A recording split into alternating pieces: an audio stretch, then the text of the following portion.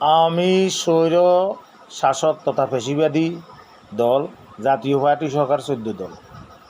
আওয়ামী লীগ পালিয়ে গেছে, বাকি 14 দল রয়ে গেছে। আজ পর্যন্ত ইউনূসের সরকার সেটা নিষিদ্ধ ঘোষণা করতে পারে নাই। জুলাই বিপ্লবের ঘোষণা আইনি ভিত্তি তৈরি করতে পারে নাই, সংশোধিত আকারে তাও এখনও প্রকাশ পায়নি, সংবিধান সংস্কার হয়নি এবং বাংলাদেশে 72 সংবিধান বাতিল করে নতুন সংবিধান রচনা করার কথা। জুলাই বিপ্লবের শহীদের স্বীকৃতি সহ জুলাই বিপ্লবকারী ছাত্রনেতৃবৃন্দের নিরাপত্তার ব্যবস্থা করা কোনো কিছুই করা হয়নি।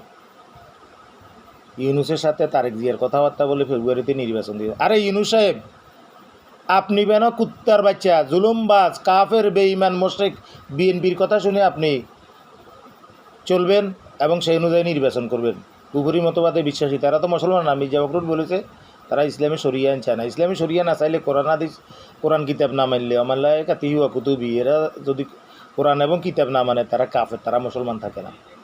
কিন্তু আপনি তো যাওয়ার আগে নিজ গতিতে এগুলো পাস করে কী বালের আপনি জাতীয় ঐক্য কমিশন করেছেন? এগুলো কিসের ঐক্য কমিশন? ফালতু কমিশন। আপনি কাউকে গাধাকে জিজ্ঞাসা করে হালচাষ করার দরকার নেই, গরুকে জিজ্ঞাসা করার, আর ওদেরকে জিজ্ঞাসা করবেন কেন? ওরা কি আপনাকে ক্ষমতায় এনেছে? আপনাকে এনেছে ছাত্র বৈষম্যতি, এই সমস্ত এই যে এনসিপির ছেলেমেয়ে এরা এনেছে। এদেরকে তো আপনার ক্ষমতা থেকে যাওয়ার পরে আপনি কোনো দল করেন না, কিছু করেন না, আপনি আজকে আছেন, কালকে ক্ষমতা থেকে চলে যাবেন। নির্বাচন দিয়ে আপনার লেজ ধরার মতো কেউ নেই, কিন্তু সেইগুলোকে তো কুত্তার মতো ভিড়িয়ে রাস্তায় রাস্তায় মেরে ফেলবে। সুতরাং বিএনপির মতো বেঈমান, অন্যায়, জুলুমকারী, লুটপাটকারী, খুনেরা, চাঁদাবাজ, এদের কথা না শুনে ছেলেগুলার জন্য বাঁচানো। এরা 17 বছরে কিছু করতে পারে না, এই ছেলেগুলা 17 দিনই করে ফেলেছে।